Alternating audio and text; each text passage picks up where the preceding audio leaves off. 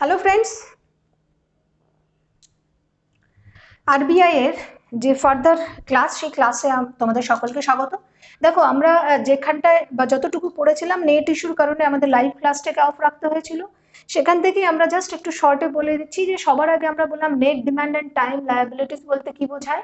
একটা ব্যাংকের net demand and time লায়াবিলিটিসেরই 4%, 5% বা একটা নির্দিষ্ট পরিমাণ সিআরআর হিসেবে রাখতে হয়, এসএলআর হিসেবে রাখতে হয়, আমরা বারবার পড়েছি। এবং সেটাই হচ্ছে বলা হয় net demand and time liabilities কি, সেটা এইখানে আমরা আগে বুঝে নিই যে ব্যাংকের কার্যকলাপ, যে একটা ব্যাংকের কার্যকলাপ বলতে আমরা একটা দিক যদি বলি তাহলে আমরা সাধারণ নাগরিক ডিপোজিট করি, বিভিন্ন কোম্পানি ডিপোজিট করে, অন্যান্য অর্গানাইজেশন ডিপোজিট করে, তাহলে এগুলোকে ফেরত দিতে হয় ব্যাংকে, সেগুলোকে আমরা লায়াবিলিটিস বলছি। এবং এরকম লায়াবিলিটিস তিন ধরনের। একটা ডিমান্ড ডিপোজিট বলতে কি হয়, অন ডিমান্ড আমরা যে কোনো সময়ে সেটাকে নিয়ে নিতে পারি বা ব্যাংক আমাকে দেবে, আমার ডিমান্ড মতন যে কোনো টাইম আমি সেটাকে অ্যাভেল করতে পারবো। টাইম ডিপোজিট বলতে বা টাইম বা এটাকে বলা হয় টার্ম, নির্দিষ্ট সময় পরেই আমি সেটা চাইতে পারি বা তারপরেই পাবো। এবং কিছু আদার ডিমান্ড অ্যান্ড টাইম লায়াবিলিটিসও রয়েছে। লায়াবিলিটিস কেন? কারণ ফেরত দিতে হচ্ছে, সেই জন্য এগুলোকে লায়াবিলিটিস হিসেবে ধরছি। আর আরেকটা পার্ট যদি বলি, এই টাকাটা এই ব্যাংক কি করে আবার পাবলিককে লোন দেয় এবং বিভিন্ন কোম্পানিকে লোন দেয়। তো বেসিক্যালি যখন কোনো কিছু তোমাকেও যদি আয় এনে দেয় সেটাই বেসিক্যালি অ্যাসেট হয়ে যায় ব্যাংকের ক্ষেত্রে, তার মানে এই লোনগুলোই বেসিক্যালি অ্যাসেট। তাহলে এইবার আমরা এই যে এখানে যে সূত্রটাতে চলে এলাম, যে ডিমান্ড ডিপোজিট বলতে current account, savings account, demand draft, এগুলো আমরা অন ডিমান্ড যে কোনো সময় পেতে পারি। টাইম ডিপোজিট বলতে একটা নির্দিষ্ট টাইম পিরিয়ড শেষ হলে তবেই পাবো। হ্যাঁ, একটা প্রসঙ্গ থাকে, ধরো তুমি 5 বছরের জন্য কোনো একটা টাকা ফিক্সড ডিপোজিট করেছিলে, 5 বছর হয়ে যাওয়ার পরেও তুমি টাকাটা তোলোনি, তখন কিন্তু সেই টাকাটা অলরেডি ডিমান্ড ডিপোজিটে চলে আসে, কারণ তারপরে তুমি যে কোনো দিন যে কোনো সময় তুলতে পারো। তো এটা কনভার্ট হয়ে যাচ্ছে। তো আমরা এখানে আছে demand deposit plus time deposit plus others যত ডিমান্ড অ্যান্ড টাইম লায়াবিলিটিস রয়েছে সেইগুলোকে যোগ করে সেখান থেকে এই যে বললাম যে অ্যাসেট, ব্যাংকের কাছে যে ব্যাংকগুলো তাদের অর্থের একটা পরিমাণ জমা রাখছে যেখান থেকে সে ইন্টারেস্ট ইনকাম করে, সেইটাকে বিয়োগ করলে পরে net demand and time liabilities কতটা চলে আসে। এবং এর উপরেই এনডিটিএল এর ওপরেই সিআরআর, এসএলআর জমা রাখতে হয় কমার্শিয়াল ব্যাংকগুলোকে আরবিআইতে, এবং বারবার এই কথাটা আসবে। তো এইটা আমরা পেলাম চট জলদি। এরপরে আমরা নেক্সট যে পয়েন্টটা আলোচনা করেছিলাম সেই পয়েন্টটা হলো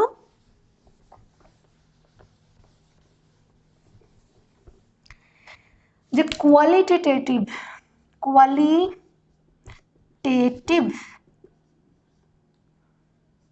পলিসি, যার মধ্যে আমরা পড়েছিলাম হচ্ছে selected credit control,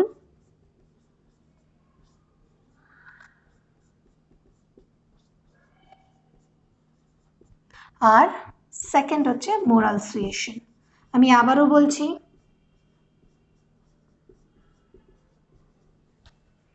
selected credit control basically এই টুলসের দ্বারাই আরবিআই কমার্শিয়াল ব্যাংকগুলোকে নির্দেশিকা জারি করে কোন কোন বস্তুর উপরে লোন প্রদান করবে, কোন কোন পারপাসে লোন প্রদান করবে, কতটা মার্জিন রেখে লোন প্রদান করবে, কোন কোন বস্তুর উপরে লোন কমার্শিয়াল ব্যাংক প্রদান করবে না, ইত্যাদি ইত্যাদি এই টুলসের মধ্যে পড়ে। মোরাল সুয়েশন কি? আমরা বলেছিলাম যে বেসিক্যালি যখন ইকোনমিক্যাল স্ট্যাগফ্লেশন চলে বা আমরা বলতে পারি যে ইকোনমিক এমার্জেন্সির সময় বা এমার্জেন্সির টাইমে এই আরবিআই কমার্শিয়াল ব্যাংকগুলোকে নৈতিক অনুরোধ জানায় ইন্টারেস্ট রেট কমানোর জন্য কমার্শিয়াল ব্যাংকগুলোকে। এই দুটো পার্ট আমাদের হয়ে গেল। এরপরে আমরা পড়েছিলাম হচ্ছে ল্যাফ, লিকুইডিটি অ্যাডজাস্টমেন্ট ফ্যাসিলিটি, যার মধ্যেই রেপো রেট আর রিভার্স রেপো রেট এবং রিভার্স রেপো রেট আসে। তাহলে রেপো রেট কখন লাগু হয় সেটা আমরা, রেপো রেট কার উপর ডিপেন্ড, তো কার উপরে হয়? এসএলআর এর উপরে। এইখানে কি ইস্যু দাঁড়ায় আমরা বলেছি অলরেডি, সেই জন্য সংক্ষিপ্তভাবে বলছি। আরবিআই এর কাছে যে এসএলআরটাকে জমা রাখা আছে কমার্শিয়াল ব্যাংকের, ডেইলি লিকুইডিটি অ্যাডজাস্টমেন্ট ফুলফিল করার জন্য কমার্শিয়াল ব্যাংক, এই কমার্শিয়াল ব্যাংক যদি এই এসএলআর এর ভিত্তিতে লোন নেয় তখন আরবিআই যে রেট অফ ইন্টারেস্টটাকে ইম্পোজ করবে সেটাই রেপো রেট। আর সরাসরি তাহলে এটা কি হয়, রেপো রেটটা মূলত এসএলআর এর ভিত্তিতে অর্থাৎ স্ট্যাটিউটরি লিকুইডিটি রেশিও হিসেবে যে পরিমাণ টাকাটা জমা থাকে তার নিরিখেই কিন্তু কমার্শিয়াল ব্যাংক লোনটা নেয় এখানে অ্যাডজাস্টমেন্ট ফ্যাসিলিটির আন্ডারে পড়ে এটা।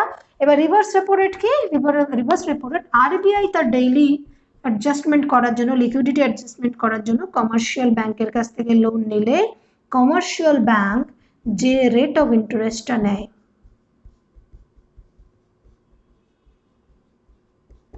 সেটাই হচ্ছে বেসিক্যালি রিভার্স রেপো রেট। এটা পেলাম, চটজলদি লিখবে বা স্ক্রিনশট নিয়ে লিখে নেবে। এবার নেক্সট যেটা চলে আসি সেটা আমাদের হচ্ছে এমএসএফ, মার্জিনাল স্ট্যান্ডিং ফ্যাসিলিটি। সরাসরি লিখবে marginal standing facility, MSF marginal standing facility. কখন 2011 সালের 9th মে লঞ্চ করেছিল এবং এটা কি এমার্জেন্সি সিচুয়েশনে, আবার এক তো এমার্জেন্সি আর সেকেন্ড হচ্ছে inter banking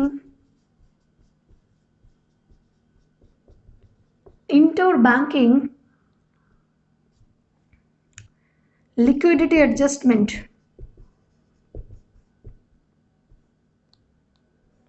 inter banking liquidity adjustment যখন ড্রাই হয়ে যায়,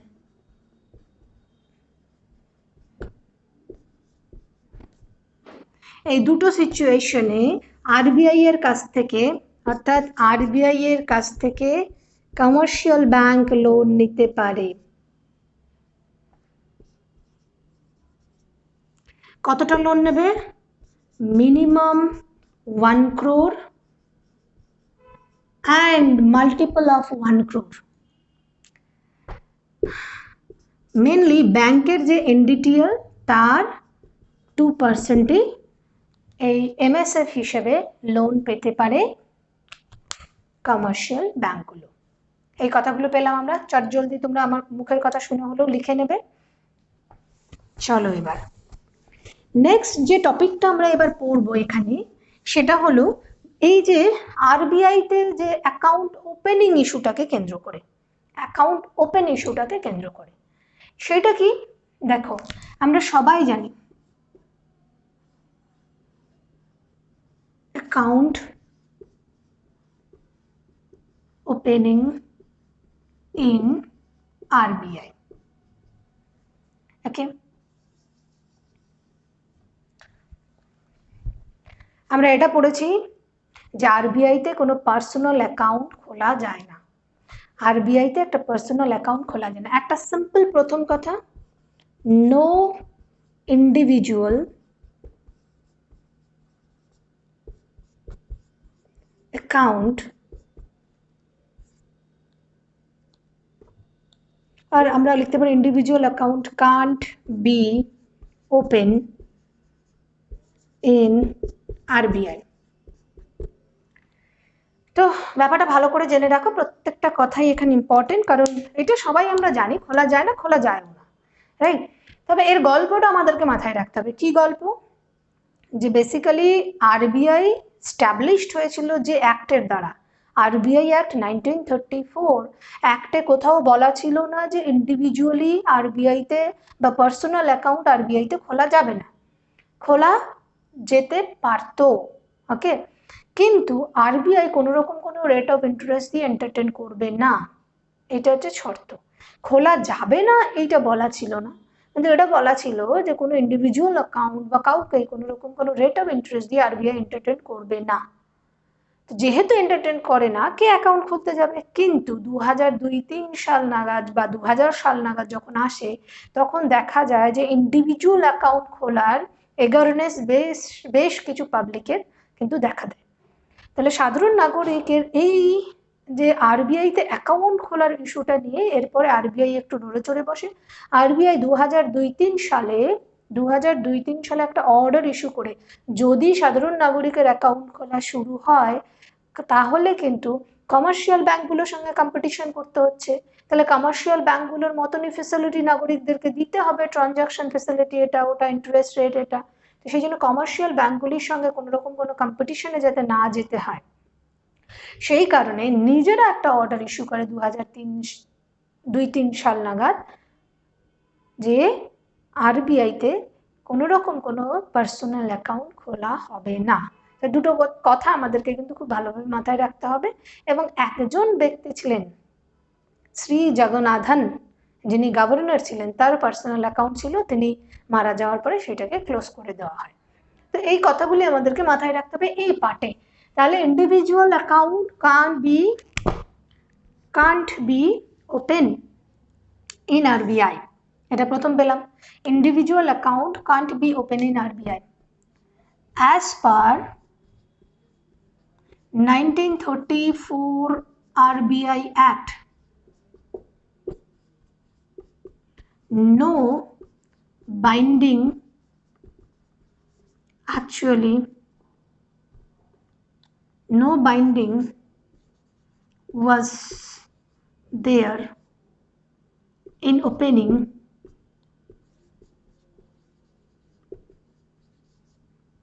account with RBI.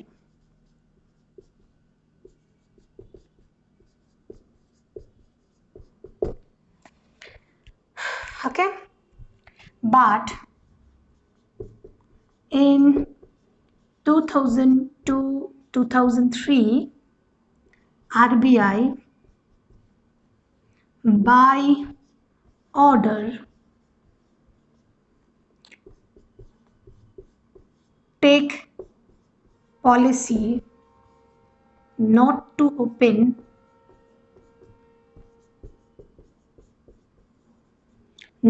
open individual or personal account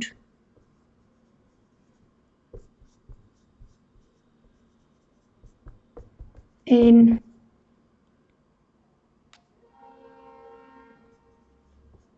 RBI.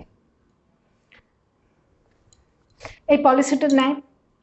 ওকে, তাহলে অর্ডার ইস্যু করে ডিসাইড হয় যে না, কেন, কারণটা কি? দেখো কারণ কতগুলো, কারণগুলো তোমরা এইভাবে অপশনে থাকতে পারে। কারণ RBI is not a savings bank, it is not a commercial bank,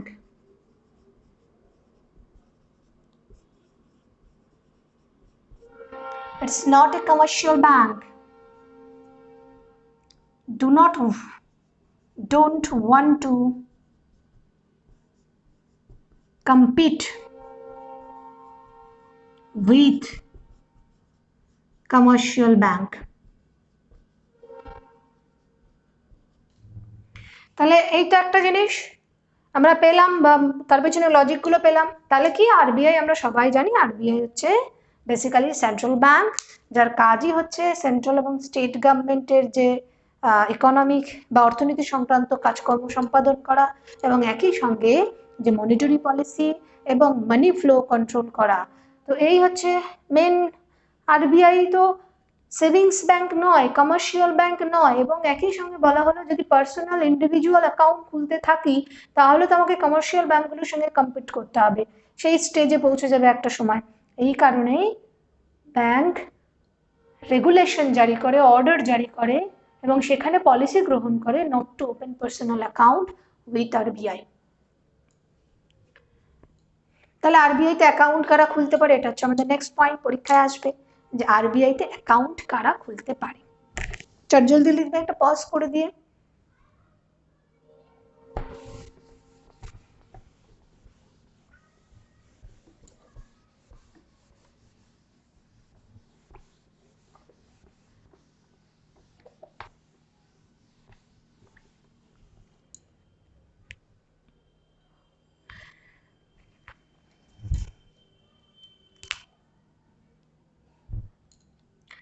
Now, who can open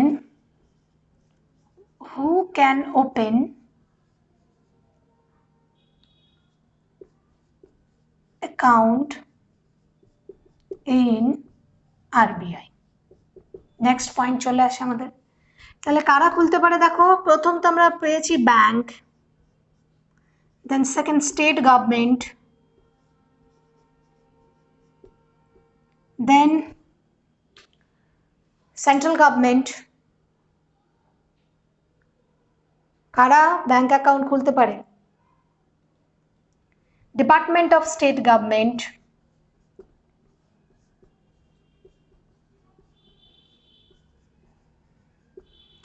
এইবার বলা হচ্ছে যে এমন কিছু অর্গানাইজেশন, যে অর্গানাইজেশনগুলোর মাধ্যমে বিভিন্ন প্রোগ্রাম স্কিম এইগুলোকে ইমপ্লিমেন্টেশন করা হবে, এইরকম কোনো state government organisation, state governments agencies যাদের মাধ্যমে or in respect of subsidies or grants to implement several government schemes, তার সেই সব অর্গানাইজেশনগুলোকে, অর্থাৎ সোজা বাংলায় আমরা বলছি যে এমন কিছু এজেন্সি, স্টেট গভর্নমেন্ট এজেন্সিজ বা সেন্ট্রাল গভর্নমেন্ট এজেন্সিজ যাদের মধ্যে দিয়ে বিভিন্ন যে স্কিমগুলো রয়েছে সরকারের, সেই সরকারের স্কিমগুলো ইমপ্লিমেন্ট হবে, তাদের অ্যাকাউন্ট আরবিআইতে খোলা যেতে পারে। শর্ত একটাই যে তাদেরকে, যদি স্টেট গভর্নমেন্ট এজেন্সি হয় তাহলে স্টেট গভর্নমেন্টকে সার্টিফাইড করে আরবিআইকে পাঠাতে হবে যে হ্যাঁ এই এজেন্সিটার অ্যাকাউন্ট খোলা হোক। State government West Bengal particular state সেটাকে সার্টিফাই করে পাঠাবে, তেমনি সেন্ট্রাল গভর্নমেন্ট হলে সেন্ট্রাল গভর্নমেন্টও সেটা সার্টিফাই করে পাঠাবে। খুব সহজ ভাষায় নিজের মতন করে এটা লিখবে, ঠিক আছে? তাহলে স্টেট ডিপার্টমেন্ট অফ স্টেট গভর্নমেন্টটা পেলাম, একই সঙ্গে আমরা বলতে পারি agencies, agencies of state or central government. বাকি এখানে কিন্তু পরিষ্কার কথাটা লিখবে যে কিসের রেসপেক্টে এগুলোকে অ্যাকাউন্ট খোলার অনুমতি দেবে, সেই রেসপেক্টেই দেবে যে কার রেসপেক্টটা হলো এই এজেন্সিগুলোর মাধ্যমে গভর্নমেন্ট বিভিন্ন সাবসিডিজ দেয়, বিভিন্ন যে সুবিধে গ্র্যান্ট করে বা বিভিন্ন স্কিম ইমপ্লিমেন্ট হয় এদের মাধ্যমে, তারা অ্যাকাউন্ট খুলতে পারে, তবে পার্টিকুলার স্টেট বা সেন্ট্রাল গভর্নমেন্টকে সার্টিফাই করে দিতে হবে সেই এজেন্সির নামে যে হ্যাঁ এই এজেন্সিটা সরকারের বা ওয়েস্ট বেঙ্গল সরকার নিজে সার্টিফাই করে দিচ্ছে এই এজেন্সির অ্যাকাউন্ট খোলা হোক, আরবিআইকে রিকোয়েস্ট করে পাঠাবে। তো এই হচ্ছে মূল, যে এরা অ্যাকাউন্ট খুলতে পারে। আর আমি একটা কথা বলেছিলাম, শ্রী জগন্নাথন আরবিআই গভর্নর, যার অ্যাকাউন্ট ছিল, ইন্ডিভিজুয়াল অ্যাকাউন্ট ছিল, ইভেন কিন্তু আরবিআই এমপ্লয়িদেরও অ্যাকাউন্ট খোলা হয় না, তাদের কিন্তু স্যালারি ড্র করার জন্য অন্য অ্যাকাউন্টে অ্যাকাউন্ট ওপেন করতে হয়, আরবিআইয়ের অ্যাকাউন্টে তাদের বা তাদেরও অ্যাকাউন্ট খোলা হয় না, সোজা ভাষায় তাদেরও অ্যাকাউন্ট থাকে না আরবিআইতে। তো এই গেল অ্যাকাউন্ট ওপেনিং নিয়ে ইস্যু আমাদের। এবার নেক্সট আমরা আলোচনা করব আরবিআই এর যে মনিটারি পলিসির যে স্ট্রাকচার, সেই স্ট্রাকচারটা শুধু তোমরা একটু লিখে নেবে। একই, ক্রেডিট কন্ট্রোল পলিসি আর মনিটারি পলিসি একই, কিন্তু যদি মনিটারি পলিসির কি কি প্রশ্ন আসতে পারে সেটা আমি তোমাদের পরে বলে দিচ্ছি যে কেন আমরা লিখছি monetary policy.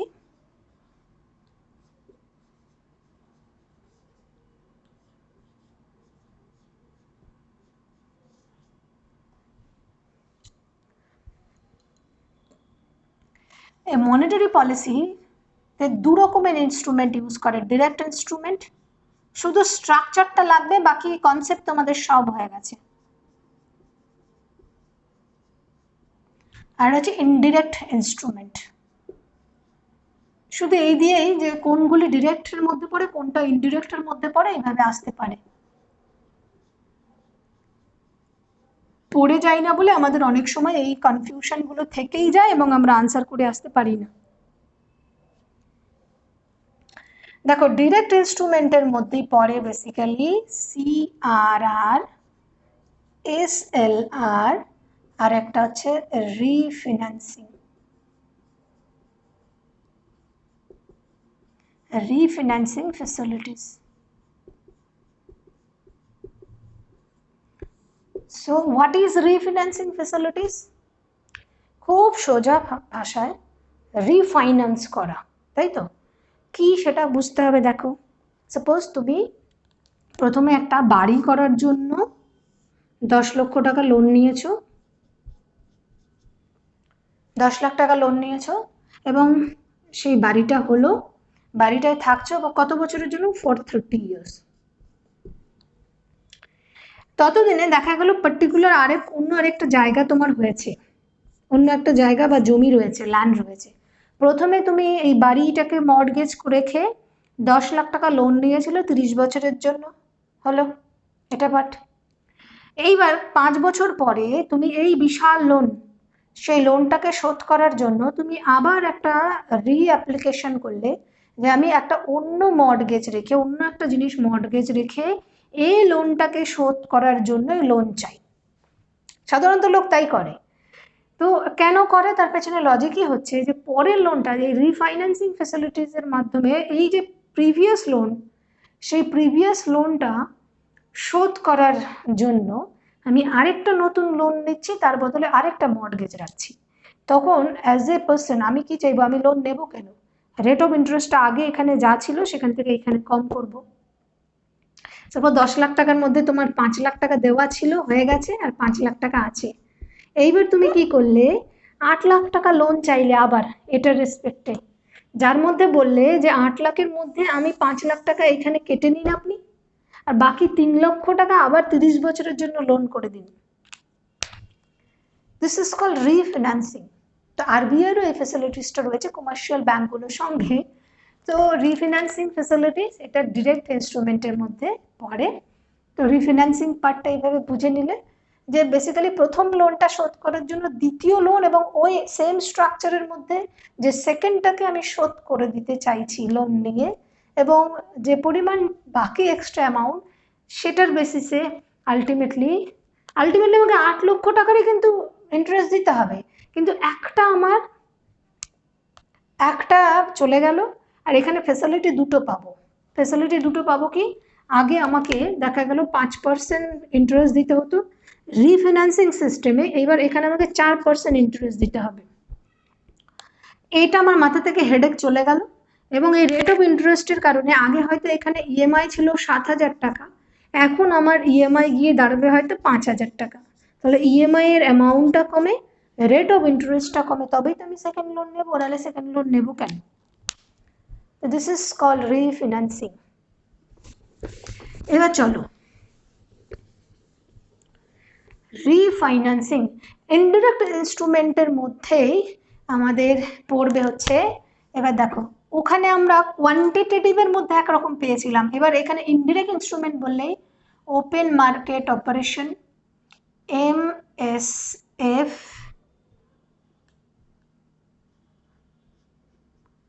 Bank rate,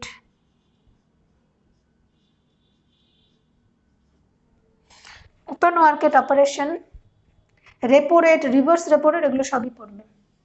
repo, reverse repo,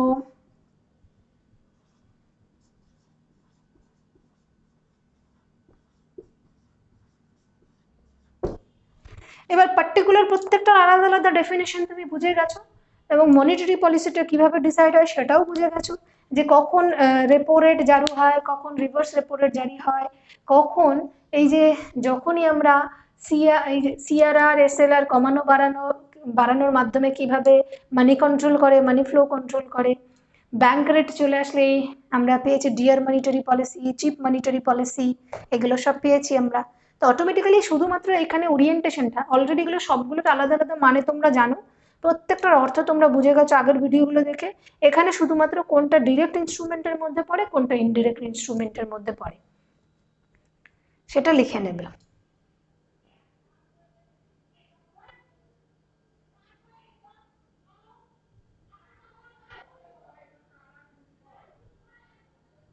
চলো এবার দেখো যে বাকি ফাংশনগুলো, মনিটারি পলিসিও একটা ফাংশন। এবার বাকি যে ফাংশনগুলো, সেই ফাংশনগুলো আমরা চটজলদি একেবারে খুব সংক্ষিপ্তভাবে লিখব। তাহলে দেখো ফাংশন যে বাকি, আরবিআই ম্যানেজ ফরেক্স, আমরা বলেছিলাম যে ফরেক্স ভারতে ভারতীয় টাকা বাদ দিয়ে বাকি অন্যান্য যত কারেন্সি সেগুলোকে আমরা ফরেন কারেন্সি বলি বা ফরেক্স বলি সংক্ষেপে। তাহলে এই যে ফরেক্স কন্ট্রোল কে করে, বা ভারতে যে বিদেশি কারেন্সি বা ফরেন কারেন্সির সম্ভার কার কাছে থাকে, সেটা হচ্ছে আরবিআই এর কাছে। তাহলে প্রথম কথাটা পেলাম হচ্ছে আরবিআই ম্যানেজ ফরেক্স। এখানে আমরা বাই কি, কার দ্বারা, under FEMA, foreign exchange management act, FEMA 1999। যদিও ফেমার আগের নাম ফেরা ছিল, এটার ফুল ফর্ম কি, foreign exchange management act, foreign exchange management act. ওকে,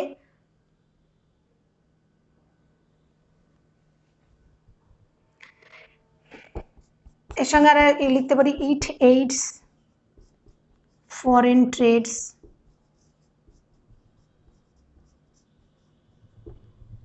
এটাও লিখে রাখতে পারি আমরা। এই যে ইন্ডিয়ান মানির যে ফরেন কারেন্সির সঙ্গে যে ভ্যালুটা আপ অ্যান্ড ডাউন, সেটাও কিন্তু আরবিআই ম্যানেজ করে। এক তো আরবিআই দ্বারা ম্যানেজ হয় এবং সেকেন্ড আরেকটা মার্কেট দ্বারা ম্যানেজ হয়। তাহলে এখানে আমরা আরবিআই এর পার্টও আমরা লিখতে পারি। নেক্সট পয়েন্ট কি, আরেকটা কাজ, ব্যাংকার টু গভর্নমেন্ট। এই অর্থে আমরা এখানে আমরা কি জানি, RBI acts all financial activities of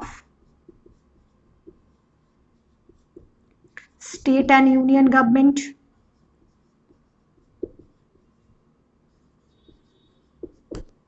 সেই জন্য ব্যাংকার টু গভর্নমেন্ট বলছি। এবার ব্যাংকার টু কমার্শিয়াল ব্যাংক আর ব্যাংকার টু ব্যাংকস বলতে কি বলছি, আমরা অলরেডি জেনে গেছি যে কোন ব্যাংক মার্জ হবে, ব্যাংকের যে মূল কোন ব্যাংকে পারমিশন দেবে, তো সমস্ত কিছু কমার্শিয়াল ব্যাংকের ব্যাংকার হচ্ছে আরবিআই, সেটা অলরেডি আমরা জেনে গেছি। তাহলে মোটামুটি আমরা আরবিআই এর যে ফাংশন, সেই ফাংশনগুলো কিন্তু অলরেডি আমরা জেনে গেছি। ওকে, এইবার ফাইনালি আমরা জানবো যে আরবিআই সম্পর্কে কিছু স্পেসিফিক ডাটা, এবং নেক্সট দিন ক্লাসে আমাদের আরবিআই এর আরো কিছু পার্ট পড়ে থাকবে, সেই পার্টগুলো আমরা নেক্সট ক্লাসে আলোচনা করব। তাহলে আমাদের এখনকার যেটা আলোচনা হচ্ছে সেটা হচ্ছে সাম unique data off RBI.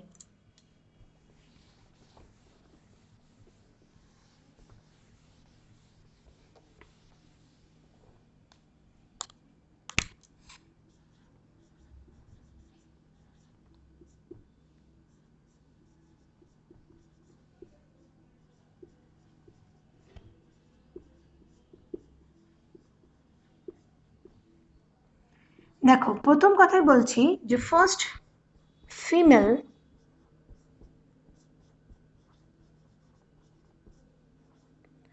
Deputy governor,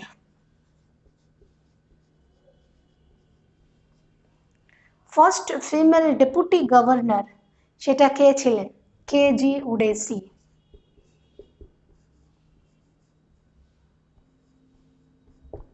এটা একটা ডাটা পেলাম। আরবিআই এই যে ফেক কারেন্সি, সেই ফেক কারেন্সি ব্যাপারে জনগণকে সতর্কতা করার জন্য একটা নতুন ওয়েবসাইট খুলেছে, পরীক্ষায় তোমাদের আসতে পারে, পয়সা বলতা হ্যায় বলে, রাইট? বেশ সুন্দর শুনতে, পয়সা বলতা হ্যায়। আরবিআই's new website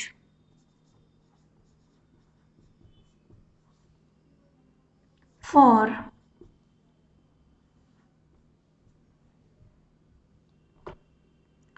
fake currency for awareness of fake currency is, দেখো আগে যেগুলো থাকে তোমাদের থাকে http://পয়সা বলতা হ্যায়,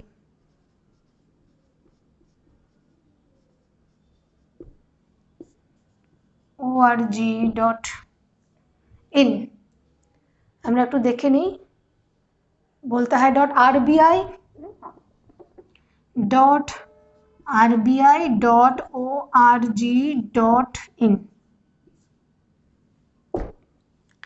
যাই হোক এটা দেখে নেবো তোমাদের এইটুকু লাগবে শুধু পয়সা বলতা হ্যাঁ .rbi.org.in এই ওয়েবসাইটটা খুলেছে জনগণকে ফেক কারেন্সি সম্পর্কে সতর্ক করার জন্য বা অ্যাওয়ারনেস প্রোগ্রাম হিসেবে একটা বেসিক্যালি এই ডাটাটা আমাদের মেবি আসলেও আসতে পারে মাথায় রাখার দরকার রয়েছে দেন another interesting data only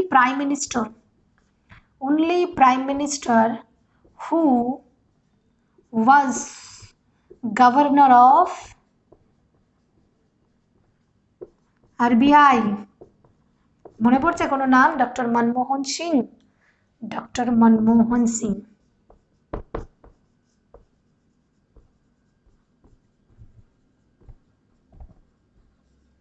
ওকে নেক্সট সবাই জানো এমব্লেম কি এমব্লেম হচ্ছে royal Bengal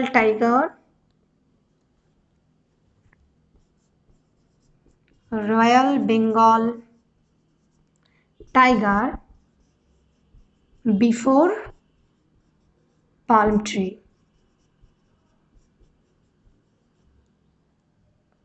royal Bengal tiger before palm tree আর এর যে স্ক্রিপ্টটা অ্যামাউন্টে বা টাকায় যে দুটো ভাষা ইউজ হয় সেটার মধ্যে আমরা পাচ্ছি হচ্ছে ইংলিশ অর্থাৎ এই যে লেখা থাকে রিজার্ভ ব্যাঙ্ক অফ ইন্ডিয়া এই দুটো কথা যে লেখা থাকে দুটো ভাষায় লেখা থাকে রিজার্ভ ব্যাঙ্ক অফ ইন্ডিয়া যে কথা দুটি লেখা থাকে সেটা ইংলিশ এবং দেবনাগরী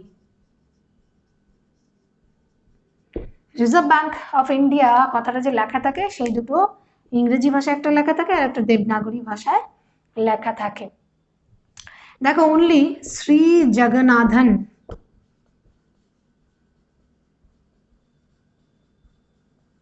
ইনি কে ছিলেন গভর্নর ছিলেন ইনার হ্যাড ইন্ডিভিজুয়াল অ্যাকাউন্ট যেহেতু 2002 সালের আগে কোনো রকম কোনো বাইন্ডিং ছিল না যে অ্যাকাউন্ট খোলা যাবে না সেটা কিন্তু আমরা পেয়েছি জেনেছি অলরেডি আগে governor had individual account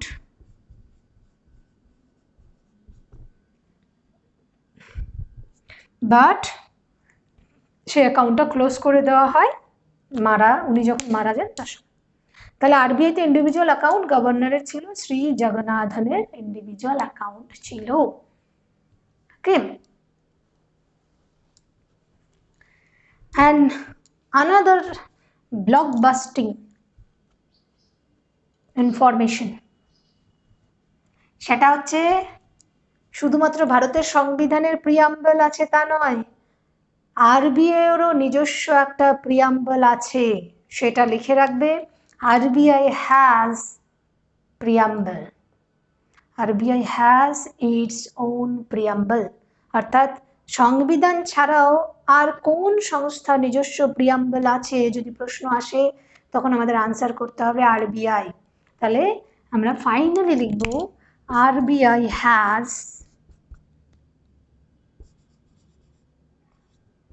its own preamble এবার প্রিয়াম্বলে কি লেখা রয়েছে সেটা খুব একটা প্রশ্ন আসে না সেটা তোমরা দেখলেই বা গুগল সার্চ করলেই পেয়ে যাবে একটা লম্বা কথা মুখস্থ সেইভাবে না থাকে না মেন আরবিআই এর যে মূল উদ্দেশ্য বা আরবিআই কি করবে কোন উদ্দেশ্যে গঠিত তার মূল কথাটাই ভারতের সংবিধানে যেমন প্রিয়াম্বলে বলা রয়েছে তেমনি এই প্রিয়াম্বল পার্টে বলা রয়েছে ওকে আজকের ক্লাস আমরা এখানেই শেষ করলাম ফাইনালি আর একটা ক্লাস আরবিআই সম্পর্কে আমরা দেব আরবিআই সম্পর্কিত আর যত ছোট খুঁটিনাটি তথ্য রয়েছে সেইগুলোকে কভার করিয়ে দেওয়ার জন্য দেন ব্যাংকিং সেক্টরে যখন চলে যাব ব্যাংকিং পার্টে যখন চলে যাব তখন কিন্তু ব্যাংক রিলেটেড অনেক ডাটা অনেক কিছু আমাদেরকে পড়তে হবে okay thank you for watching এবং সবাই সঙ্গে থেকে এবং সবাইকে আবার বলবো যে শেয়ার করো কমেন্ট করো এবং লাইক বাটনটা প্রেস করো থ্যাংক ইউ এগেন